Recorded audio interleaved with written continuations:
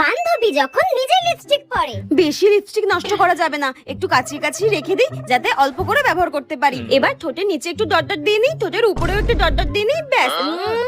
আর কিচ্ছু করতে হবে না, ব্যাস। আমি তো শিওর এরকম করে যদি আমি লিপস্টিক ব্যবহার করি আরো 1 বছর চালিয়ে নিতে পারবো।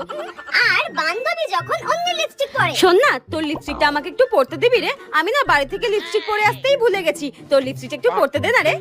ঠিক আছে পর, কিন্তু টেপি এটা না একটু অল্প করে পরিস, এটা না আমাকে ও দিয়েছে। এই নে ধর। হ্যাঁ থ্যাংক ইউ রে। বান্ধবী লিপস্টিক বলে কথা, যত পারো তত ঠোঁটে ঘষে নাও, ও তো কিচ্ছু বলবে না আমি জানি। আরে মা এটা লিপস্টিক, তুই কি একদিনে এটা শেষ করবি নাকি?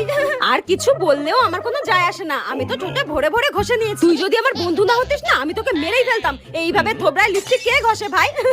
এই নে। হ্যাঁ এই লিপস্টিকটায় আর কিছু বেঁচে আছে, সব ঘষে ঘষে কাচিয়ে কুচিয়ে মেখে নিয়েছে। কি বাজে মেয়ে, মনে হচ্ছে মেরে মুখ ভেঙে দিই। ডাইনি একটা।